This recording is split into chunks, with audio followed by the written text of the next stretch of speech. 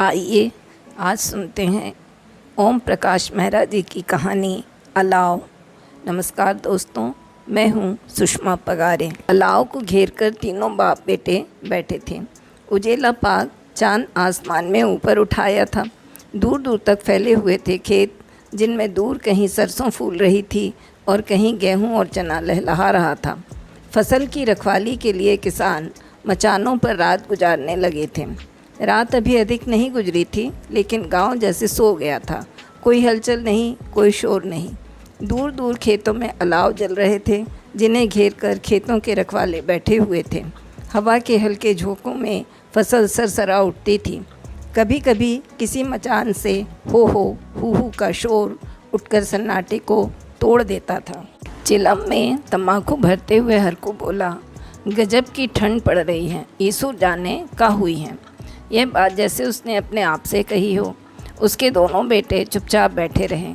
अलाव की दहकती हुई आग के प्रकाश में तीनों के चेहरे तपे हुए तांबे की तरह दिख पड़ रहे थे।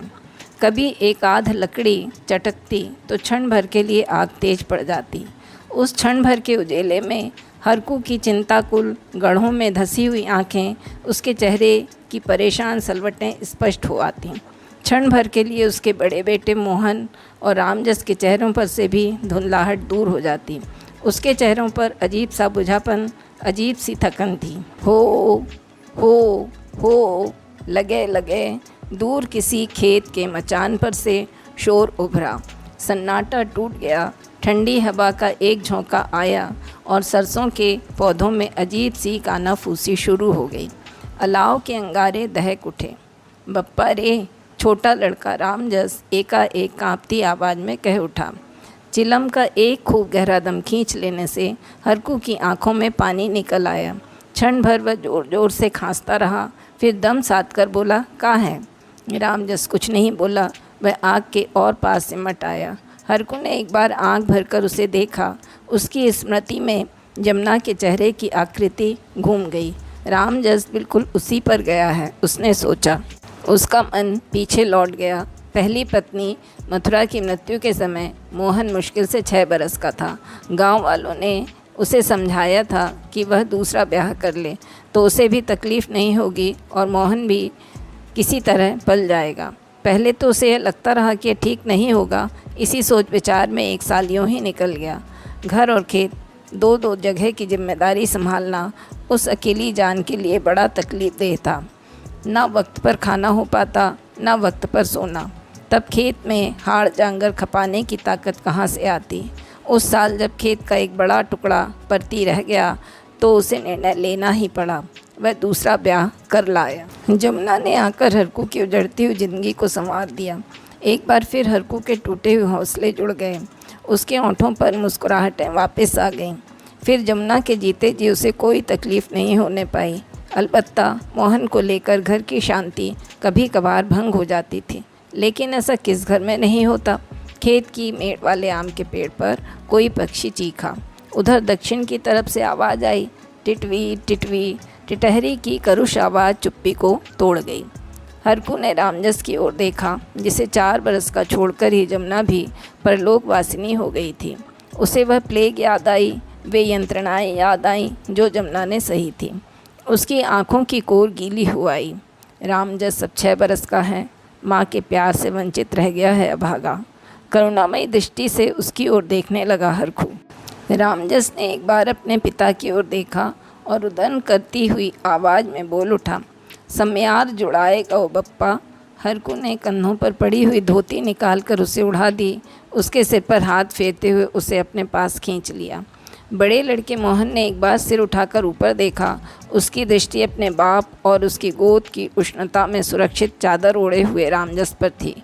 उसकी आंखों की पुतलियां सिकुड़ी और वहां एक इस्पाती शीतल कठोरता आकर बैठ गई।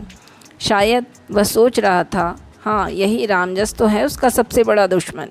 इसी के कारण नई माँ ने उसे कभी नहीं चाहा और यही उसके पिता का प्यार भी उससे छीन बैठा है।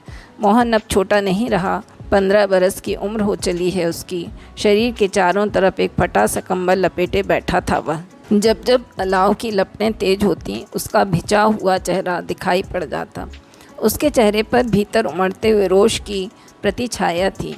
एक विद्रोह सा उसके मन में सिर उठा रहा था। वह विद्रोह था ममता और प्यार के भूखे मन का विद्रोह। जब से उसकी माँ मरी थी उसे प्यार नहीं मिला। उसकी माँ की मृत्यु के साल भर बाद ही आ गई थी उसकी नई माँ, जिसने शायद उसे कभी नहीं चाहा। तब वह बहुत छोटा था। उसके मन की सतहें कोमल थीं। उन कोमल सतहों को मीठे और ममता वाले स्पर्श नहीं मिले तो वे सतहें चोटें सह सह कर टूटती गईं। उसके नन्हे मन ने छोटी सी उम्र में ही बहुत कुछ सीख लिया था। वह धीरे धीरे सख्त होता गया। शायद वह इस तरह उपेक्षित होकर भी जी लेता, लेकिन ज्यों ज्यों दिन गुजरते गए नई माँ की कठोरता भी बढ़ती गई। रामजस का जन्म होने के बाद तो एक तरह से जैसे उसका अस्तित्व ही भुला दिया गया। उसे महसूस होता कि पिता की दृष्टि भी उसकी ओर से फिर गई है। नन्ही उम्र में ही उसके ऊपर ढेर से काम लाद दिए गए। वह काम करता रहता और रामजस के ऊपर स्नेह की वर्षा होते देखता रहता। रामजस के प्रति यह पक्षपात देख देख कर उसमें धीरे धीरे ईर्ष्या की भावना घर करती गई। रामजस उसे दुश्मन जैसे लगता, जिसके कारण उसे कोई प्यार नहीं करता था। यहाँ तक कि पिता ने भी उसे उपेक्षित कर दिया था। अलाव की लकड़ियाँ सुलग सुलग कर टूटती गईं और घुटनों पर मुंह टिकाए बैठा मोहन अपनी ज़िंदगी की कहानी के पन्ने उल्टाता रहा। माँ की धुंधली याद उसकी स्मृति में चिंगारी की तरह जलती बुझती रही। उसे हल्की सी याद है, माँ की गोद में बैठकर वह ढेर सी कहानियाँ सुना करता और माँ की थपकियाँ उसे नींद की राजकुमारी के देश में भेज देती। जब गांव का बाजार भरता, अपने पिता की उंगली थामे वह पूरे बाजार में यहाँ से वहाँ घूमता। कभी खिलौनों की दुकान पर ठिनकता और कभी मिठाई की दुकान पर भी लगता। लौटता तब उसके नन्हे नन्हे हाथ ढेर सारी चीज़ों से लदे रहते। त्यौहार आते तो उसके लिए नए कपड़े ज़रूर आते। माँ के मरने के बाद उसकी ममता का संसार छिन गया। फिर सूने घर के उसारे में वह अकेला चक्कर काटा करता और रोया करता। साल बीतते न बीतते आ गई उसकी नई माँ। मोहन ने उसकी ओर आश्चर्य से देखा। वह उसे अपनी माँ जैसी नहीं लगी थी। उम्र में कितनी छोटी थी वह। उसके पिता ने जब उससे कहा था कि वह उसकी नई माँ थी तो ना जाने क्यों उसकी आंखों में पानी भर आया था। उसी दिन नन्हे मोहन के मन में एक आवाज़ उभरी थी कि शायद उसके सुख के दिन अब खत्म हो गए। और सचमुच हुआ भी यही। नई माँ ने उसे कभी प्यार नहीं किया। उल्टे उसके सिर पर कामों का बोझ बढ़ता रहा। उसके सब नाजुक स्वप्न जैसे धूल में मिलते गए। उसकी बाल सुलभ चंचलता गायब होती गई और एक असामायिक प्रौढ़ता सी उसका स्थान लेती गई। मुस्कुराहटें अब उसे बहुत कम आती। वह अक्सर उदास और गंभीर रहता। उसकी आंखों में एक दबा हुआ सा हाहाकार छाया रहता। वह सब सुन लेता, कहता कुछ नहीं, लेकिन एकांत मिलने पर रो लेता। रामजस पर बरसता था नई माँ का प्यार, उसमें उसका कोई हिस्सा नहीं था। माँ बाप की सारी ममता रामजस के लिए थी। सब खिलौने, कपड़े और मिठाइयाँ उसके लिए थीं और उसके भाग्य में सिर्फ उन्हें हसरत से देखना था। उसके हिस्से में तो गाय भैंसों की सानी करना, दूध दोहना, कुट्टी काटना और खेत पर जाना था। वह छोटी सी उम्र में ही एक जिम्मेदार आदमी बना दिया गया था। उसकी ज़िंदगी से सब मासूम चीज़ें छीन ली गई थीं। मोहन वाह, विचारों की कड़ियाँ टूट गईं। चौंक कर उसने पिता की ओर देखा। ठंड बढ़ गई थी। चादर में लिपटे होने के बावजूद वह अब तेज़ी से काँप रहा था। का है बप्पा, ओही कंबल दे दे। मोहन ने एक बार अपने शरीर पर लिपटे हुए कंबल को देखा। उसका मन एक किस्म की घृणा जैसे भाव से भर उठा अपने पिता के प्रति। आखिर उसके मन में रामजस के प्रति इतना पक्षपात क्यों है? क्या वह स्वयं मिट्टी पत्थर का बना है? क्या उसे ठंड नहीं लगती? क्या रामजस ही सब कुछ है और वह कुछ नहीं? नहीं देगा वह कंबल। उसने पिता के कथन की अवहेलना कर दी। एक कठोरता सी उसके मुख पर फैलाई। आंखों में एक निश्चय सा चमक उठा। रामजस याचना करती सी दृष्टि से उसकी ओर देखता हुआ उसके पास सिमट आने की कोशिश करने लगा। कंबल को और सावधानी से शरीर के चारों ओर लपेटकर रामजस की ओर तिरस्कारपूर्ण दृष्टि से देखते हुए उसने अपना मुंह फेर लिया। भैया, मोहू का कंबल उठाए दे। कांपती हुई आवाज़ में रामजस बोल उठा। मोहन ने जैसे सुना ही नहीं, चुपचाप बैठा रहा जैसे पत्थर हो। खीज और कष्ट से रामजस की आंखों में आंसू भर आए। उसने घुटनों में सिर छिपा लिया। आग लप लप करके जलती रही। कुछ देर के लिए वातावरण निस्तब्ध हो उठा। चांद और ऊपर उठाया था। हवा और अधिक ठंडी हो गई थी। चुप्पी को अगर कोई चीज़ तोड़ रही थी तो हवा में खेतों की सरसराहट। घुटनों में मुंह छिपाए हुए ही रामजस सिसकने लगा। का है रे? चौंक कर हरकू ने पूछा। ठंडी लगत है बप्पा। उसकी सिसकियाँ बढ़ गईं। हरकू ने जलती दृष्टि से मोहन की ओर देखा। मोहनवा, सुनत नाही, कंबल उड़ाए दे ओही। मोहन ने कोई उत्तर नहीं दिया। हरकू के कथन की कोई प्रतिक्रिया उस पर नहीं हुई। पत्थर की मूरत की तरह बिना हिले डुले बैठा रहा वह। हरकू को सहन नहीं हुई यह अवहेलना। चिलम की आग अलाव में उलटकर वह उठ खड़ा हुआ। मोहन के सामने वह जाकर कह उठा, आज तो ही सनीचर चढ़े है का? मार मार बिल्टाए दे हों, चुपचाप कंबल उतार दे। मोहन ने फिर अवज्ञा कर दी। हरकू क्रोधित हो उठा। उसका क्रोध लात घूंसों के रूप में मोहन पर बरस उठा। ले और ले, बित्ता भर जान, तेज़ दिखावत है। वह मारता गया और चीखता गया। मोहन बैठा बैठा ही ज़मीन पर लुढ़क गया, लेकिन कंबल को वह कस कर पकड़े रहा। वह घुटने नहीं टेकेगा, कंबल नहीं देगा। उस पर घूंसे बरसते रहे, लेकिन उसके मुंह से एक सिसकारी नहीं निकली। रामजस घबराकर पिता की ओर देखने लगा था। वह पुकार उठा, बप्पा। हरखू हाँफने लगा था।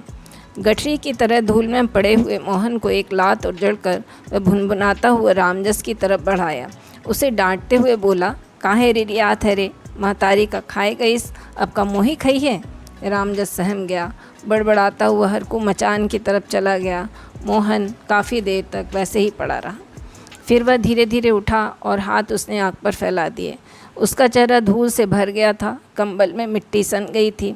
इतना पिट लेने के बाद भी उसकी आंखों में आंसू की एक बूंद भी नहीं थी। उसका चेहरा फौलाद की तरह सख्त था। आंखों में जरा भी कोमलता नहीं थी। अंगारों की तरह जैसे लाल हो उठी थी उसकी आंखें। उसने रामजस की ओर देखा। वह थक कर धरती पर ही लेट गया था। उसकी आंखें मुंदी थी, मगर उनमें से ढल ढल कर बहे हुए आंसुओं का गीलापन अभी शेष था। रह रहकर सिसकियाँ उसे आती थीं। क्षण भर मोहन के मन की प्रतिहिंसा को तृप्ति मिली। वह खुश हो उठा जैसे रामजस की पीड़ा देखकर, लेकिन फिर उसे लगा जैसे वह देर तक रामजस की ओर नहीं देख सकेगा। हल्की हल्की आँच की रोशनी में कांपता हुआ रामजस का मासूम चेहरा और पलकों से उलझे हुए आंसू। एक बार फिर उसकी ओर देखकर उसने अपने मन की प्रतिहिंसा को तुष्ट करना चाहा, लेकिन उसके मन में कुछ और ही भाव उठाया। वह रामजस की तकलीफ़ देखकर खुश होना चाहता था, लेकिन उसे लग रहा था कि वह कभी खुश नहीं हो सकेगा। इसके विपरीत न जाने क्यों उसके मन में एक तीखा शूल सा चुभने लगा। उसे याद आया कि उसकी माँ की मृत्यु के कुछ ही दिनों बाद वह भी पिता के साथ खेत पर आया करता था, अलाव के बगल में। इसी तरह सोते सोते उसे कई बार सपने में माँ दिखाई पड़ी थी। वह चौंक उठता था और कई बार रोया भी था। रामजस को माँ की याद आती होगी और इसी तरह उसे भी बुरा लगता होगा माँ के बिना। यह एक बात बार बार मोहन के दिमाग में घूमने लगी। उसे लगा कि शायद वह रामजस से नफ़रत नहीं कर सकता, यदि चाहे तो भी नहीं। रामजस छोटा है और उसकी माँ नहीं है। उसे प्यार की ज़रूरत है, क्योंकि मोहन जानता है कि बिना प्यार और ममता के आदमी क्या से क्या हो जाता है। मोहन के चेहरे का सख्त खिंचाव अपने आप खुलता गया। उसकी शिकनें नर्म पड़ती गईं और उसकी आंखों में एक मासूम उजलाहट बिखरती गई। एक झटके से वह उठ खड़ा हुआ। उसने कंबल उतारकर आहिस्ता से रामजस को उड़ा दिया। कुछ देर तक उसके चेहरे की ओर वह प्यार से देखता रहा, फिर आकर आग के पास बैठ गया और चुपचाप तापने लगा। यह थी 2 मातृविहीन बच्चों की कहानी, जो बड़ी हृदय स्पर्शी थी। आशा है आपको भी पसंद आई होगी। यदि पसंद आई हो तो इसे लाइक करें, शेयर करें और सब्सक्राइब करें।